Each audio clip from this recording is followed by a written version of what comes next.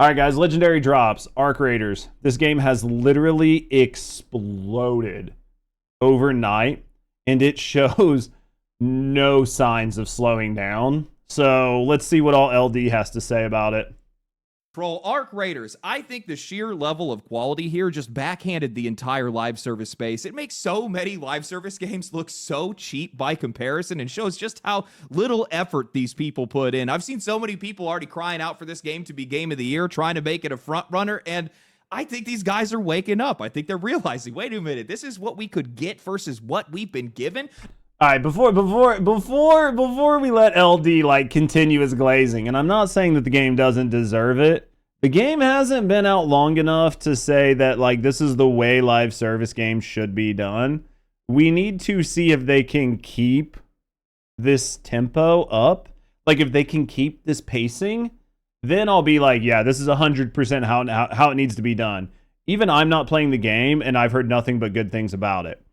But let's see if they can keep the tempo up just a little bit. Yeah, like give it 6 months to like just let's see if they can keep the tempo. No wonder these guys wanted to win over Expedition 33. In their eyes, this is their Expedition 33. You're not going to win, by the way. You need to go play that game, but that right there is everybody throwing shade at Shroud. If you're outside of the gaming space or you don't pay a lot of attention to like gaming news, Shroud is the one that's leading the charge on this game being game of the year. And Shroud has like not really even played 33. So everybody's like, Shroud, go play 33 and then come tell us that it doesn't deserve to be game of the year. I'm stunned, both literally by wasps in the game, but also figuratively by just how insane of an experience they've delivered and the kind of game that they've made here. Permanent battle passes, earnable in-game currency. It has this perfect blend of hardcore and casual. They mix the best parts of Helldivers 2 and Escape from Tarkov. The way this game plays, the way it looks, the way it sounds, the way it performs. And this whole game was supposed to be a PvE game until they pivoted. You're always bouncing between whether you can trust someone or no one at all, and you just can't put this game down. But a game this good, somebody's got to find something wrong with it. And of course, games media is out here and they're on the case, and they have a problem with the fact that this game uses generative AI, even though the generative AI that they use was voice actors that they paid to be able to use them for the... But that doesn't really matter to these guys. No, instead, what they're... Dude, this like whole outrage on this game for AI, like you can't find anything wrong with it, so you picked this, is so dumb. And consumers do not care at all about this. The only people that care about this shit are artists and people that are being displaced by current generative AI. And they view it as a threat to their job, so they hate it in principle. No chance the Grammys would give a nominee to a complete unknown found on SoundCloud, but we could hope, right? We could hope. It was a good score. I think we can all agree that they did a great job, right? Doing is they're leveraging their influence over the industry, trying to make these developers submit to their moral standards. So today what we're going to do is we're going to talk about the monumental success of Arc Raiders to the absolute horror of games media. We're going to talk about my experience playing the game and what I think this game is going to do to the live service space. Man, this game's success is just crazy to me. Arc Raiders, developed by Embark Studios, a team of around 400 developers with only about 80 of them actually dedicated to working on the game, launched to a peak of over 350,000 concurrent players. Guys, I'm not going to lie. I really, really want to play this game. The only reason I haven't played this game is because it didn't really fit in with the channel direction when the game came out. But with the changes to the channel, I think a game like this could be viable. I don't know if I'll end up getting to play Arc Raiders, but God, this game does look good, doesn't it? It's on Steam in its first week, and since then, the game has only continued to grow. It's now reached a new peak of over 460,000 players. 460,000 concurrent players is huge. Like, that is insane. And the fact that it just keeps going up is crazy. So crazy.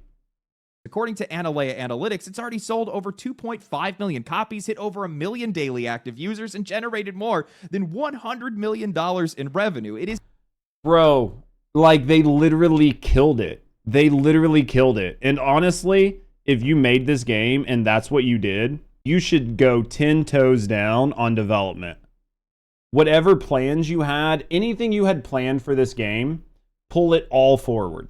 Whatever content that you had planned for like the next 6 months, compress it into a 3-month timeline. Like, make this game so jam-packed that people cannot put it down. And then take all of that money and double down on more content. Make this so lucrative as a player to play that you literally cannot stop. New thing after new thing after new thing as fast as you can throw it out there.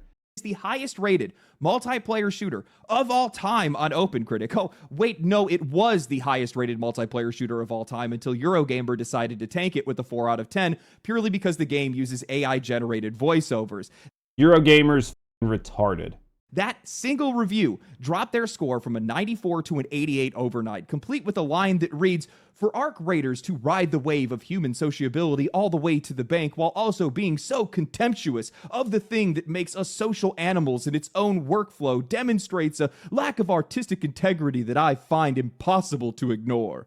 Man, I bet this guy is great at parties. Guys, dude, my man right there is just like the world's biggest pick-me girl for fucking artists and AI voice actors right now. I'm on your side. I'm on your side. Look at me. Look at me. Look at me. Retard. Get out of here. His gripe was that they used AI voice. I am so sick of this performative moralism. Every single time a game uses AI, these people act like it's a moral emergency. We're talking about NPCs with a few throwaway lines of dialogue that don't affect the game in a meaningful way. And on top of that, these voices came from real actors. Embark actually paid voice talent to train their model. Actual professionals were compensated for their work, but Yeah, so they were literally paid to do this, and they signed off on it being used this way. But even if you do everything right, you pay the voice actors, you have the voice actors train the model, you tell them exactly what it's going to be used for, and everybody consents, somehow your company is immoral. Yeah, and this game actually shows how human interaction can make things better, right? Like playing and running into random people and it actually working out. Gamer conveniently just glossed over that part because acknowledging it would ruin their little outrage narrative. Now, I'm going to pose a little moral quandary for these people. The text-to-speech model that they hate so much in Arc Raiders is for accessibility and inclusivity, allowing players to modulate their voices if they don't feel comfortable using their own voice. So, do you hate AI or do you hate inclusivity? They hate disabled people. Let's not mince words. These people hate disabled people. That's the narrative. Clip it and ship it. Pro gamer.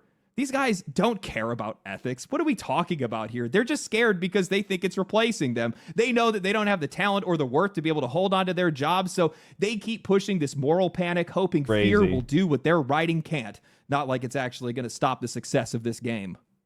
There were a lot of factors working against Embark and Arc Raiders outside of just rogue journalists. The first, and probably the biggest one, at least in my eyes, is that it's a live service game. Live service has been an obsession for a lot of these publishers, and they have absolutely flooded us with new releases, new seasons, and endless promises. And as I've said before, man, do these guys really want this money? I mean, if you look back at 2024, Helldivers 2, Call of Duty, To Kill the Justice League, Path of Exile 2, Concord, X-Defiant, Foamstar, Skull and Bones, Marvel Rivals, I could keep going on for a long time. With so many of these games still running and so many other games that are fighting. The reviewer used AI to write the review. I mean, I would assume probably, right? For the same slice of time, money, and attention, success has become nearly impossible, especially for new IP like Arc Raiders.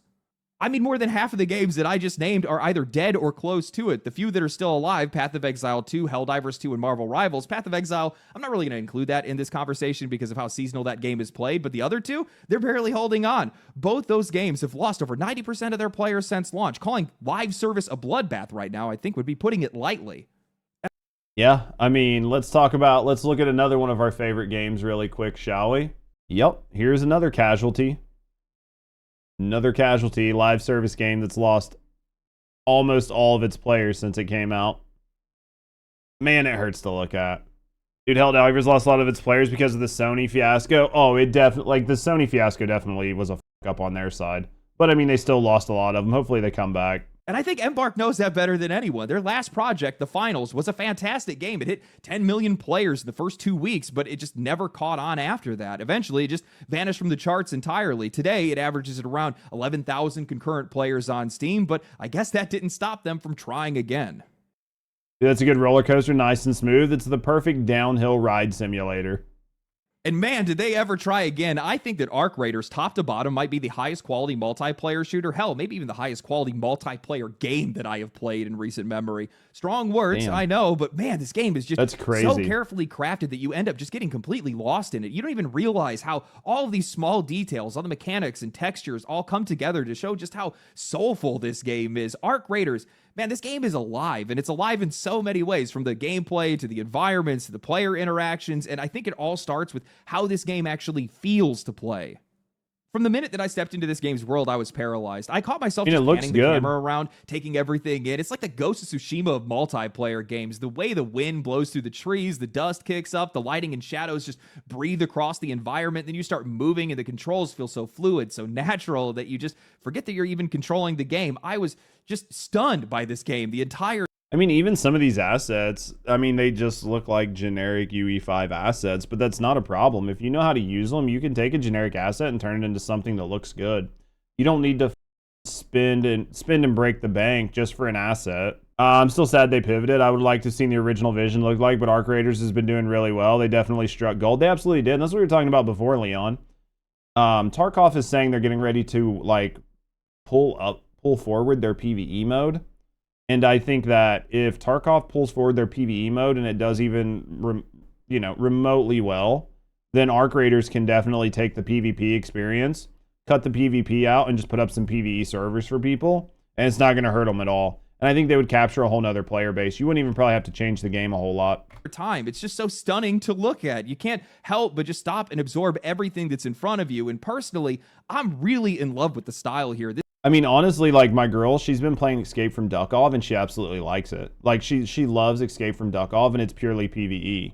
So you could absolutely take a game like this that has enough PvE in it that you could make a viable game and just turn it into a PvE only experience, and you would capture an entire large swath of another market. You could absolutely do it. 70s sci-fi aesthetic. This is what Concord tried to pull off, but absolutely failed to. Now, once the visuals and controls finally settled in for me, the next thing that floored me, this probably floored a lot of other players. If this is what Concord was going for, then they failed miserably. Is this game's sound design. It is ridiculous how good this is. You can hear literally everything. The texture of the ground under your feet, the echo of your steps off of walls, the splashes of puddles, the crunch of sand, the metallic clang of you climbing up a ladder.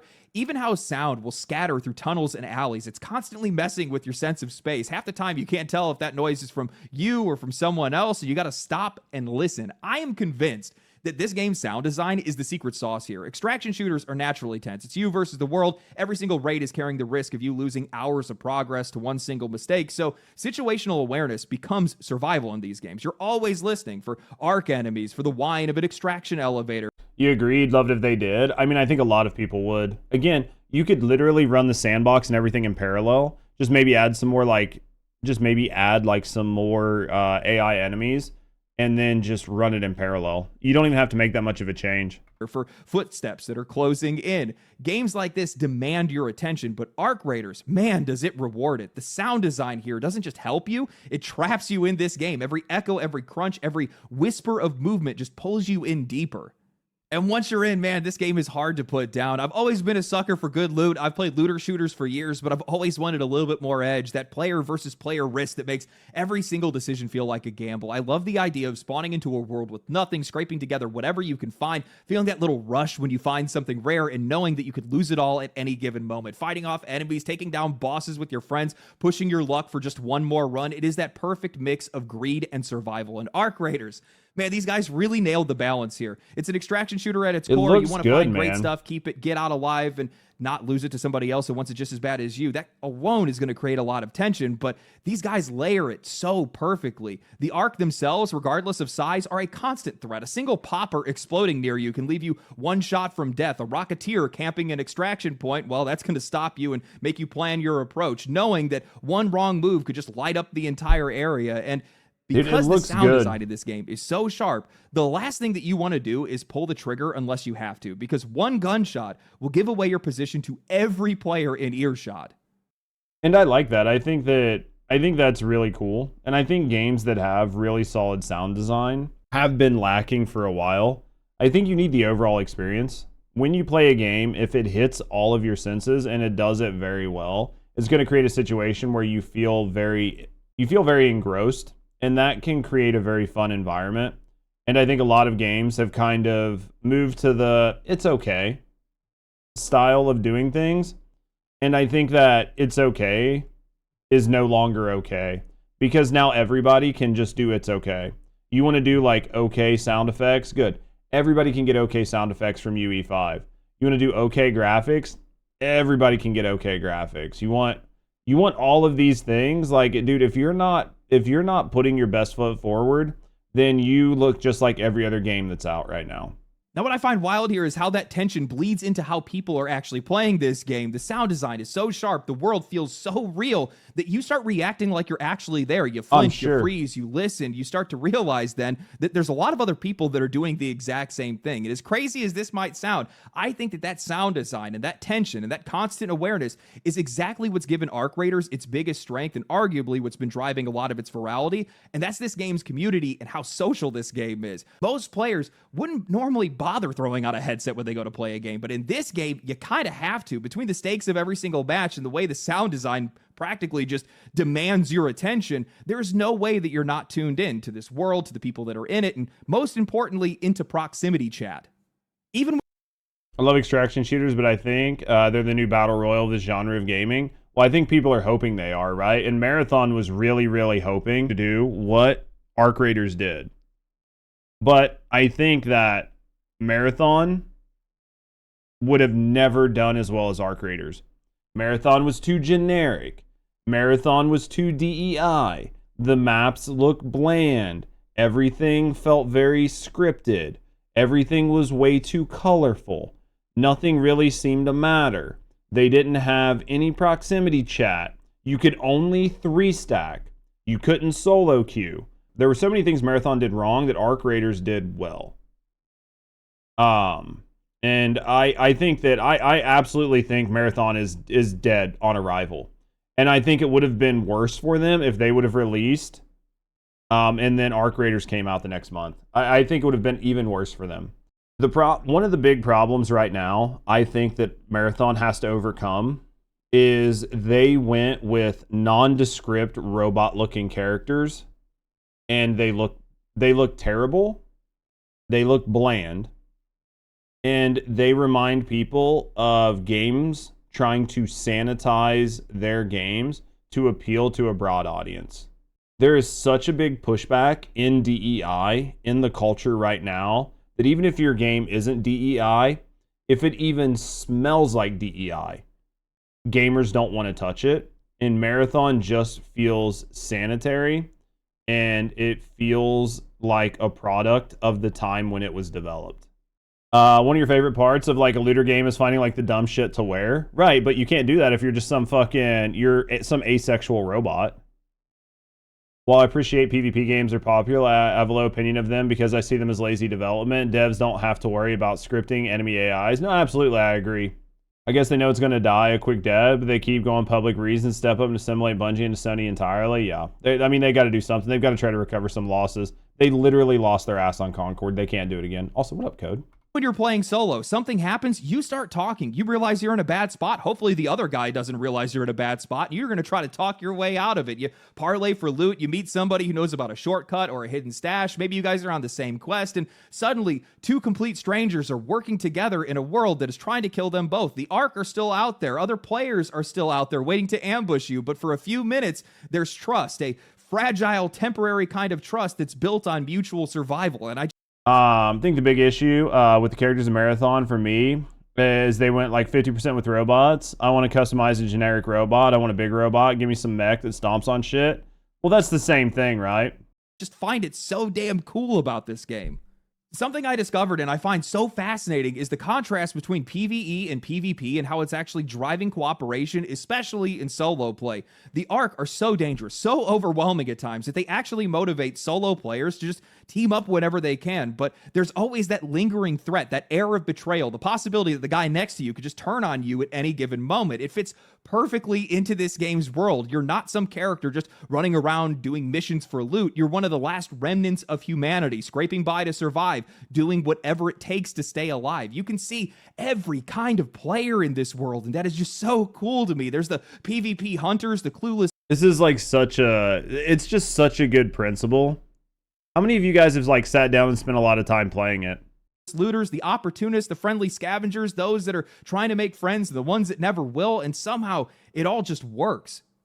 To the irony of that Eurogamer article, this game just feels so deeply human to me. There's been this disconnect in modern multiplayer. A lot of you guys have probably already noticed this, but a lot of these games have quietly trained us to play alone, even when we're surrounded by other people. Private voice chats, solo-friendly systems, all these different attempts to make games more accessible or inclusive, yet somehow making us more isolated. We don't talk to each other anymore. We queue, we mute, we play, we leave, but Arc Raiders, they flip. I mean, that is true though, right? Like that's so true. Almost every game I play, if I'm playing in public lobbies, I don't pay attention to world chat. I don't talk to anybody. I don't listen. Headsets off. Like, I don't do anything, man. And then that's why I think this game would be so good to play. Flip that entirely. It gives you a reason to talk, to trust, to negotiate, to trick, to connive. It reminds you that games used to be social by nature. Here, every single match feels so unpredictable and personal. It's its own little adventure shaped by whoever you meet and whatever choices you're going to make along the way. And none of this stuff is scripted. And that is just so crazy to me. It's all just born out of the game's design, its atmosphere, and the way it traps you in its world long enough to think about the other players that you're sharing it with. I mean, the game just seems good. I should have taken the time to play it. We gonna cook? Are you starting it like as soon as it comes out? Social events they have. I ended up talking to people and making friends. And I think that it's nice to see some of these games doing it again, right? Like getting people just to play with other people. It's a lot harder for me as a streamer because like people can just say dumb shit and then I have to deal with it. So because of that, I definitely turn off a lot more things than I would probably like to, but yeah. Let me move my camera up just so you can see legendary drops for this part. Meow.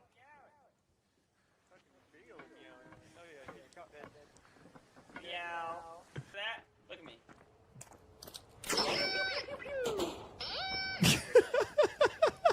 I am so Dude, that's like so dumb fun. Like those are like the funnest moments to have in video games though, aren't they? Like literally the funnest moments. twisted over that review. I almost made an entire video just on that subject alone because I think it's seriously messed up that you can have a game that is this well loved and this well recognized and have somebody come out of the wings and drop that review score from a 94 to an 88 overnight just because they disagree with the tool that was used. A tool, by the way, that they had paid voice actors that agreed to train a text-to-speech model that they have in-house. It's just, and also, you know what it really is? They're mad because the game is popular. They're mad that people actually like it and that people are supporting it, regardless of the fact that there was any type of AI that was used, regardless of the fact that most games have used AI since their induction. There's all. I mean, it's true, though. It's absolutely true. They were just mad because AI was used. It wasn't for any other reason than that AI was used. And AI was used in the most ethical way possible, and it was still enough to trigger them. Was playing Hobbit and running up to the main gates of the monster area and giving them pies. Half the time getting slaughtered, other half the time I'd start a party, dude. That's lol, though. Man, that sucks that the Lord of the Rings, that sucks that the new Lord of the Rings MMO got axed. I was so looking forward to it. Kinds of different models and different tools that these guys have used over the years, but this is something that you could have talked about in an editorial, like a lot of other writers did, but they chose not to, and I just find that incredibly unprofessional. I saw a lot of people that were going and pointing out that the same writer had scored Concord higher. The funny thing is, the same writer scored the finals higher. They scored the finals a 3 out of 5, and they criticized it for the exact same thing, but apparently their criticisms didn't work last time, so they came back and doubled down this time, or at least that's the way it looks like to me. I mean, I agree with him here. You could have reviewed the game on merit and then wrote a separate editorial saying that you disagreed with the use of AI. But I think the fact that the reviewer here portrayed the AI one way and that's not really what happened actually discredits them even more. It's just so gross. Arc Raiders, this game I think embarrasses a lot of other games just by contrast. This is a live service game. This is live service the way that it's supposed to be, a game that actually feels alive. This is not me playing the same game, doing the same things, completing this checklist of tasks that you have given me to keep me on a hamster wheel that you designed to drain me of my time and money. No, Pretty sure we all know the games he's talking about there. I can do whatever I want in this game. I can play this game however I want to. I can create my own quests or my own objectives, and everything that I earn in the game is just a byproduct of me enjoying myself and having fun playing with other players. That's an alien concept. I think that as soon as we get game studios back in the market of making a good game that people want to play, and then rewarding those games and those game companies with money and profits, that maybe will have a chance to twist the industry from just rewarding games and game companies that just put out slop. Hey, as long as those games are providing ass, maybe we'll get some ass in this game for you, Code. That I don't really think you find an experience like this anywhere else. The wide variety of experiences that you can have in this game. That's the thing that just blows my mind, because there's some games where I am bloodthirsty and people absolutely hate me. There are other times where I'm an absolute coward. I don't want to have. You don't agree because I can do anything you want in any other game. I think that and the point that he was trying to make was like much more abstract about how a lot of games anymore are just a checklist, and you get on and you just do the checklist and move off, and that's what the game incentivizes. And the implication here was that Arc Raiders doesn't really force you in that way to play the game. Obviously, I haven't played Arc Raiders, so I don't know. But I think that was the idea of what he was saying. Anything to do with other players. And there's other times where I am a complete saint. You know, the other night I was playing and I heard a guy in the hallway that was looting something, and I slid across the hallway with a Torrente, and that gun is so loud in hallways. And I scared the shit out of this dude. He yelps out saying that he almost fell out of his seat. We start joking around. I res him. I give him a blueprint. I help him on a quest that he was on. You just don't find an experience like that anywhere else. It's just so cool. And those are those, you know, once in a game, once in a lifetime exchanges. You'll never see that person again. That kind of sociability just doesn't exist in a lot of other games. I mean, have you thought about switching to PC? Have you thought about switching to PC? Just saying. You know, the crazy part is that none of this is by accident. This game wasn't made fun just because the players made it that way. No, it's because Embark made it that way. If it wasn't this stable or optimized, if they didn't give players the freedom, the space to be able to play the game instead of control them. You think so? I don't know, Code. I think you might need to think about switching over.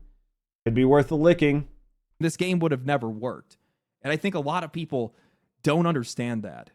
I'm sorry, I am still stuck on how high quality of a game this is. This is a quadruple A production in my eyes. Sorry, Ubisoft. If you just sit down and look at all the small details, you see how every single piece adds up to set the stage for players. Nearly every single weapon in this game is just a mangled collection of scavenged parts that are barely holding themselves together. Seeds have become a rare currency because people live underground. Anything that is energy-based is built from the remains of Ark because, well, humanity has no infrastructure left. There is just so much painstaking detail here that you can feel how much effort went into its creation, and it shows in every inch of this game.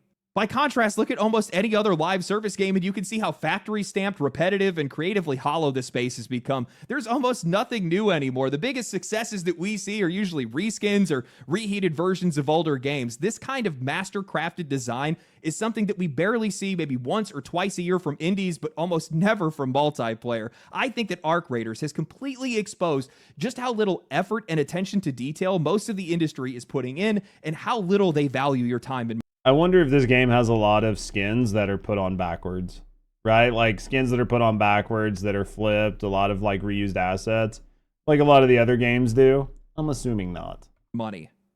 Something that I think proves this is Unreal Engine 5. This engine has been a curse for this industry. Sure, the screenshots look incredible, but man, in motion, it has been an absolute disaster. Artifacting, stuttering, broken performance, you name it. You bet this game doesn't clip shins? It might not. It's had just about every issue out there. I mean, Black Myth Wukong, as much as I love that game, it was a nightmare to run. It's literally become a benchmark game because of how insane the system requirements are. For years, we have been told that Unreal Engine 5 itself is the problem, that it's...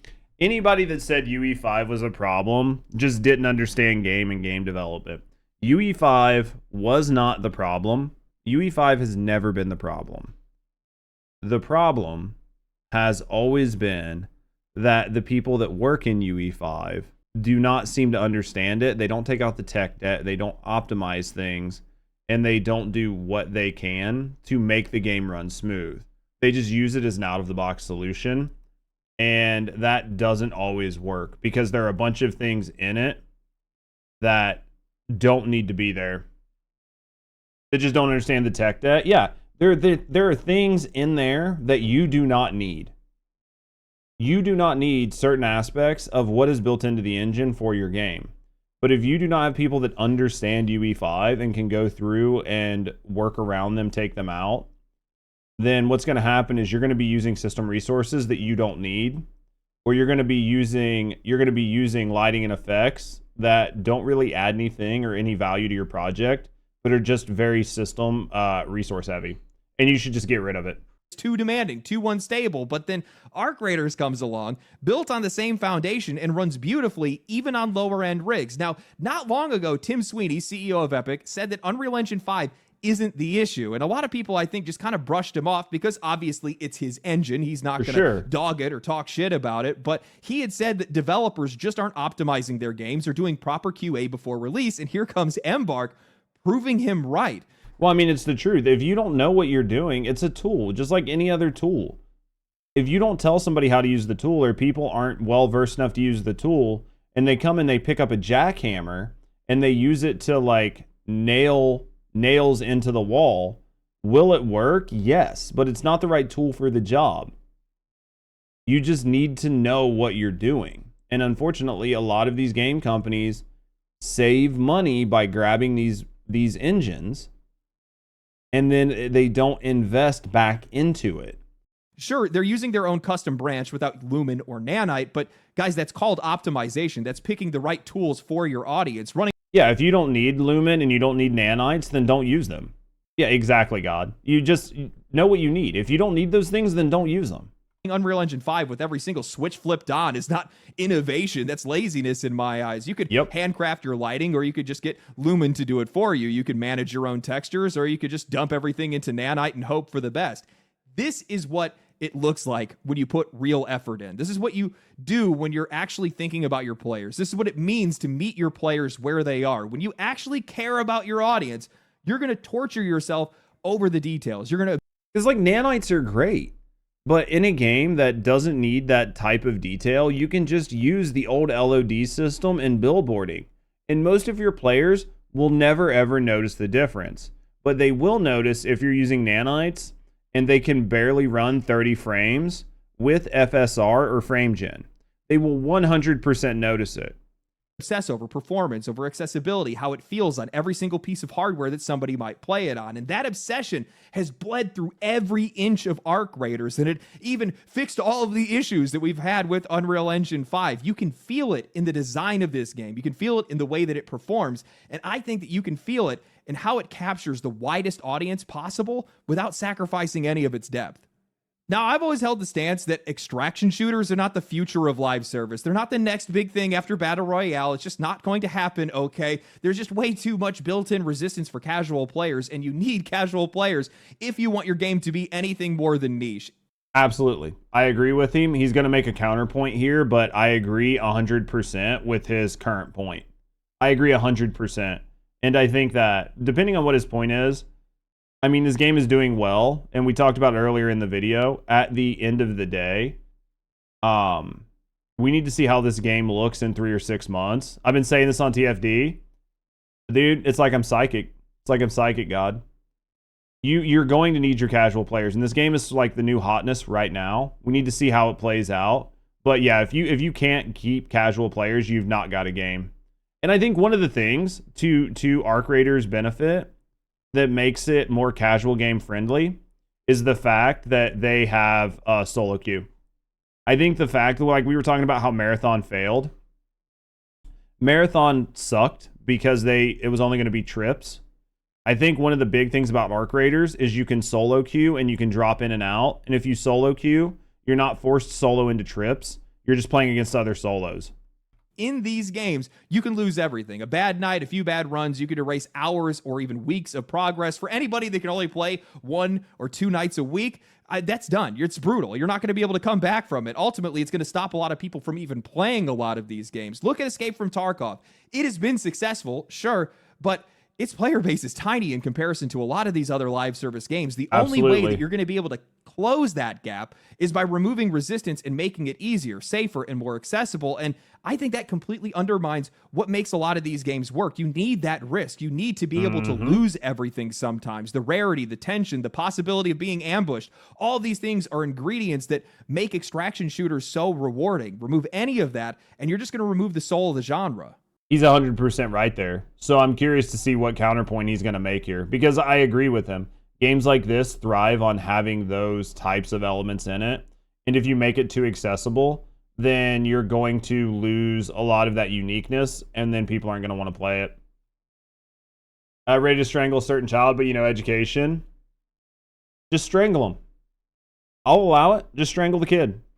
Now, I've said that publicly for the last 2 years, but I also said that if any game could bridge that gap, it would be Arc Raiders, because I actually played the game in a couple of play tests, and turns out I was right. They have made so many smart quality of life changes that respect players' time without compromising the experience, and they did it all by just giving players more agency.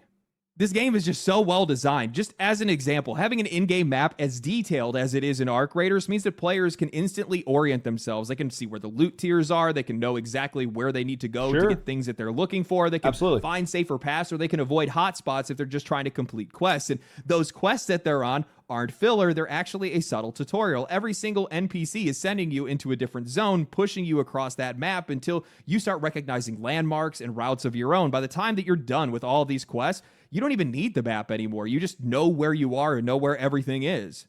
Then they took it all further with how they did matchmaking and map events and how all of that is structured. Day raids, night raids, solos, squad queues, all of these things feel so distinct. Solo runs are just perfect for gearing up. Night raids are absolute chaos. And the boss encounters, these things are wild. Sometimes it's groups of people that are working together to try to take one down. Other times it's betrayal the second that boss drops. It's so crazy to me. Oh, I guarantee, you've got 2 or 3 teams, 2 or 3 stacks sitting there taking out a boss.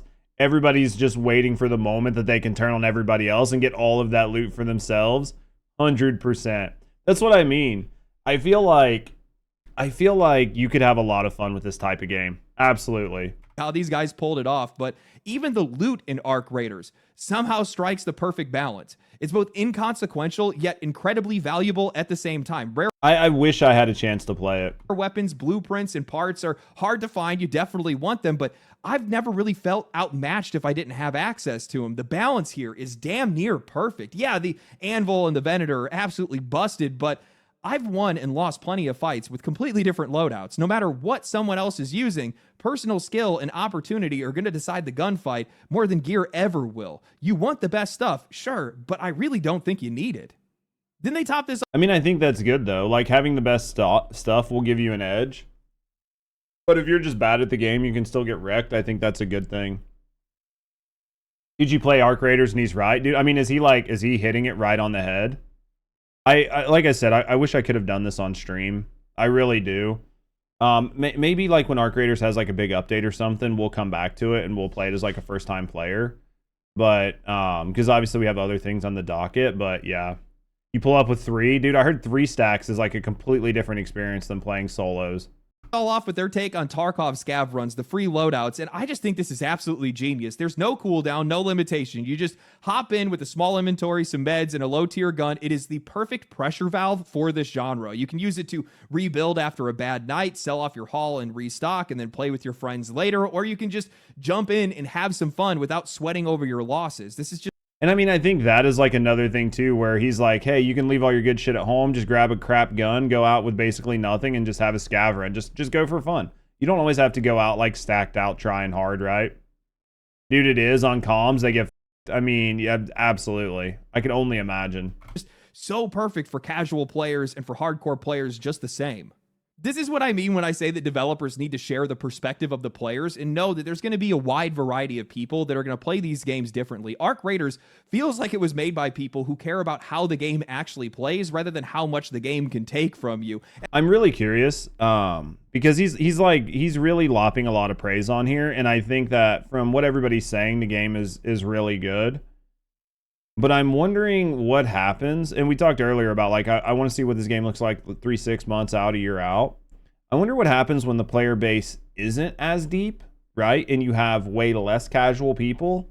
I wonder if the game devolves into just like an absolute sweat fest, or if it's still a lot of fun, right? Like when the players go from like 400,000 concurrent to 50,000 concurrent, is it still a lot of fun, or is it only hardcore sweats that are playing? They know all the most optimal routes. They have all the best loot.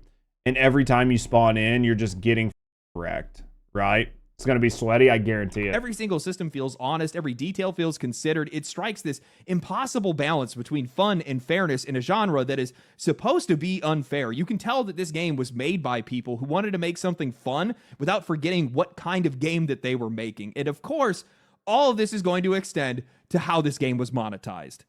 I don't know if anybody else feels this way, but the monetization in Arc Raiders doesn't really feel like it's a part of the experience at all. It's there, but it's not really breathing down your neck. The gameplay loops do not revolve around it. I'm not constantly getting pop-ups mid-match telling me to go buy something, and I'm not being constantly reminded of where my battle pass progression is. It's the first live service game where the economy feels like it's entirely separate from the gameplay. They made the monetization a feature of the game, not the foundation it's built on. And man, do I appreciate that. And I bet because they did it that way, people will reward them by spending money.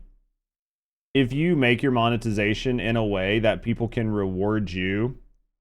No, I don't think your bot cosmetics can be looted, right? Like, I think it's like your clothes, it's like weapon skins, helmets. I think it's just like a look thing, right? Chat, does anybody know? It is, yeah, no one can loot your skins. I didn't think so. With this being a premium game, I'm not a really big fan of having additional monetization in it. But this is a premium game with no servers. So you have to pay to keep the lights on somehow. And so I'm willing to bend a knee as long as the monetization doesn't feel bad. On launch, the game shipped with a free premium Raider deck. Basically, this is their take on a battle pass. You can earn everything just by playing, and the premium currency that you collect can be used to be able to buy cosmetic bundles. They've already said that they're going to release new premium Raider decks down the road and more ways to earn in-game currency. Dude, I would be livid if like one of my pre-order bonus items got looted. You only lose the gear you have equipped. That's not bad then. That's not terrible. You get to keep everything else. That's not that punishing, right? Similar to Helldivers 2 with their war bonds, but again, all this is optional. The more you play, the more you're going to earn, and if you don't have time, you can still buy in without feeling punished for skipping a week because it's always going to be there. It's a system that's built on fairness, not on FOMO. And I think that's what makes this model so powerful. It rewards consistency without demanding loyalty. It respects players' time without treating us like we're just clocking in. You can feel that honesty running through all of the rest of Arc Raiders. The idea that players should be rewarded for playing the game, not paying extra to be able to avoid it. Game of the year? Unfortunately, I don't think it's going to pull Game of the Year, but I think it needs a serious level of recognition, right? Like, I do think the game needs some level of recognition as long as it does well, like, for the rest of the month. I do think it deserves some level of recognition for just how successful it is and how much it's shaking up the space. I mean, obviously, I'm a big fan of 33. I don't think it'll take, I don't think it'll take the spot of Expedition 33. I think Shroud's memeing a little bit, but I do think this game needs to have more positive media around it, and just talking about how games like this are doing things in a way that is better for the gaming community, right? These types of games that are creating good player experiences need to be talked about more, because these are the types of games we need to have being pushed out, and less of this like cookie cutter slop where people are just trying to milk players out of money. Yeah, this is a game that may last like 10 years instead of 2 years. Yeah, like there's a good chance this game will be around for a bit. So I don't think it beats 33. And honestly, that's what blows my mind with Arc Raiders. It proves that live service does not have to mean manipulation. It doesn't have to mean burnout or endless chores disguised as content. It just takes a studio willing to meet players halfway, to respect their time, their hardware, and their intelligence. Embark did everything that the industry keeps saying is impossible. They made a fair, balanced, social live service game that doesn't treat you like a target.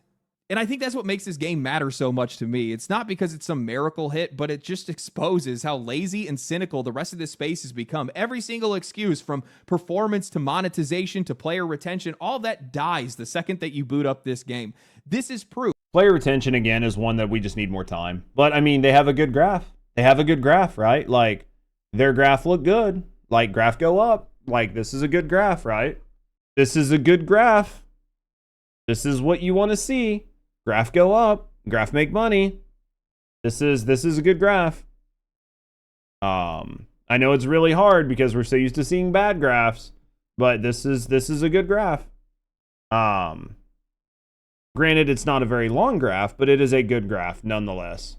Well, if you see some other graphs that people try to convince you are good, then that's obviously got to be a bad graph. Proof that it can be done right, and now players know the difference.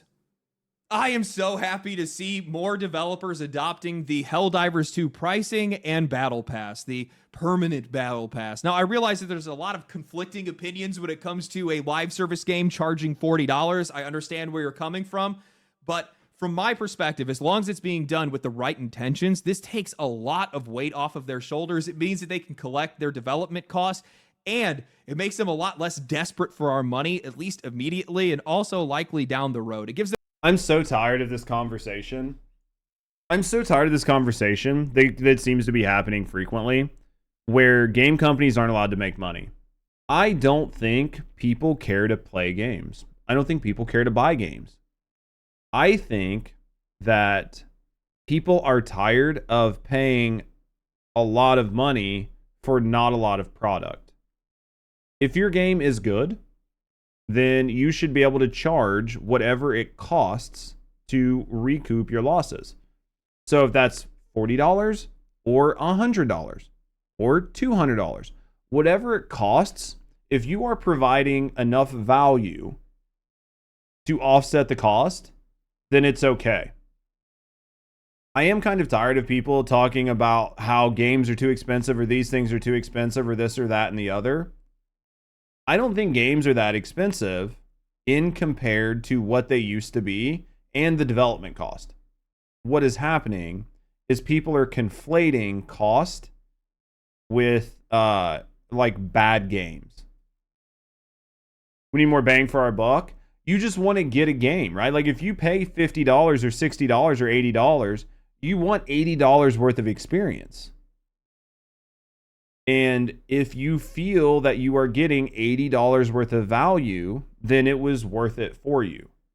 But a lot of people are getting to the point where they're paying money for things, and the things come out, they're bad, they're broken, they're buggy, they don't look good, they don't play good, they have additional monetization in them, they have battle passes, they require you to be online all the time, and they're not fun. And you're just like, I just paid how much money for this bad experience? And then like some new game comes out, like some $10, $20 indie game, and it delivers 2 times the amount of like enjoyment for a third of the cost. And people are like, well, if this game's $20, then this game should definitely not be $60 or $80. I think that like this game being $40 is perfectly fine. I think it could have been $60. It's fine. If the market says that it was worth it. We're just used to buying shit, yeah. Way more options for how they monetize the game going into the future. They could choose to expand these crazy things that we used to get back in the day in first-person shooters called expansions. You guys remember that? Map packs and things of that nature? They could do that kind of thing later on if they wanted to, instead of just trying to monetize, pay for power, all these other different things. Yeah, absolutely. You could buy different maps. Like those were basic, normal things. As long as people find value in them, then you can absolutely do them.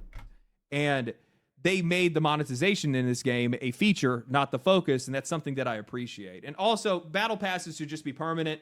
We all know exactly what you guys are trying to do by not making it. You just want to make sure people are logging in every single day. It's sunk cost fallacy. I spent $25 on something. I need to get all my value out of it. I got to play every single day, otherwise it's going to go away. I get why you do it. I hate that you do it.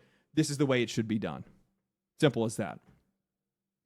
I think that there's a lot to say when it comes to how social this game is. Battle passes should be free. I think it depends on the game and the content. Yeah, I mean, we've talked about it so many times.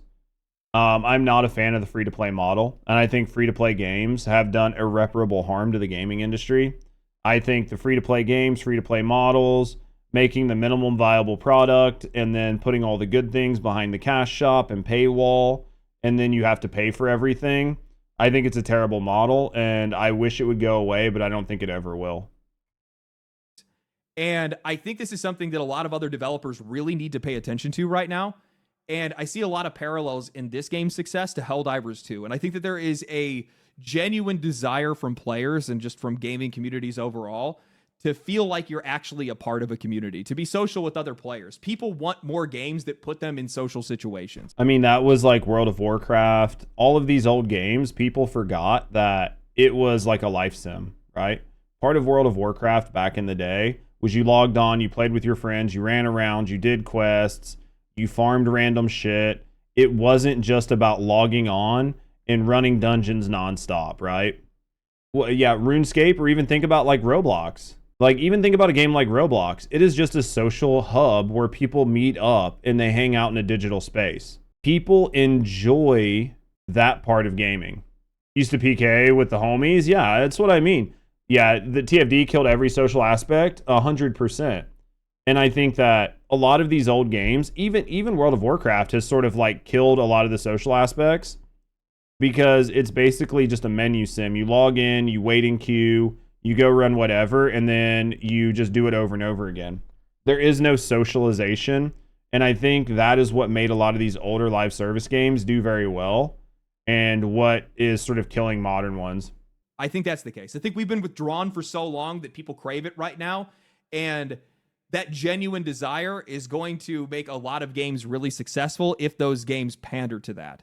So if you look at this game and look at how they gave players the opportunity to be able to interact with one another, if you emulate that somehow, you're going to find success. I think it's really disappointing that this game is just going to get dragged into the whole AI debate more than anything else, because there's so many social benefits for a game like this. This game is just so fair and freeing for anybody of literally any skill. I actually would be surprised if this game gets dragged into the AI debate, because I genuinely think the only people that care about the AI debate are artists and voice actors. And I think the general public literally doesn't care, and they're just going to write it off and keep moving forward. I know I don't want to harp on this, but it was sort of like the stolen art from Marathon. The only reason people cared about that was because the rest of the game was bad, and it was just another bad thing. If Marathon would have been perfect, nobody would have cared. Level or how much time they actually have to be able to commit to something like this. I think this is the blueprint for live service games going forward, not only just with its quality, but just every aspect of the game, the attention to detail, everything that they did. It's crazy to see a game that's actually made in the live service space, in the multiplayer space, by people that genuinely give a shit. I think this one is going to be a wake-up call for players more than the industry. I think a lot of these multiplayer gamers are going to be like, man, dude, how are you going to go and play Call of Duty after playing this game and not feel like you're being ripped off? That's my question for a lot of people, because I wouldn't be able to. I'd be like, man, this is what you're selling me? And you're also charging me $70 for this game? Man, there's something wrong with this situation. And I think that contrast really hasn't existed in this space. It hasn't been in this space for a long time, because a lot of these live service games, I don't think they've really been competing with one another. They've just been doing their best to try to nail down the audience that they have financially more than anything else. No, I could see that word, dude, because you could look at a game like First Descendant, and I think the monetization was part of the game. Like, the idea behind the skins and the monetization and how they were going to do it and what they were going to do was already planned, and the game was designed around that plan. It might not have been the only thing, but it was definitely designed around it. As compared to a game where you ended up just putting the monetization in post. Bungie's own worst enemy is Bungie. It's 1,000,000% true. Dude, they literally can't stop shooting themselves in the foot. And a game like this can really disrupt that. A game like this can make the casual people, the silent audience that's out there, not so silent anymore.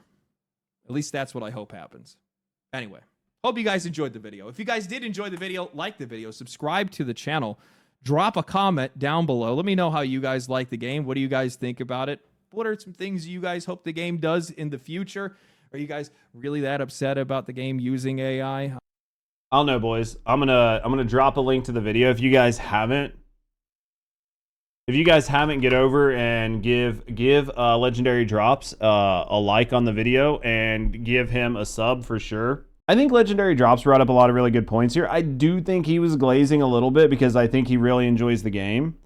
I think it's too early to say that this game is sort of like an industry upstart. It's still like disrupting. It's got a huge casual appeal.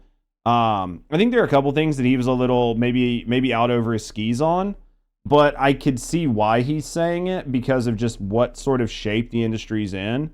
So I'm going to hope that everything he said actually comes to fruition.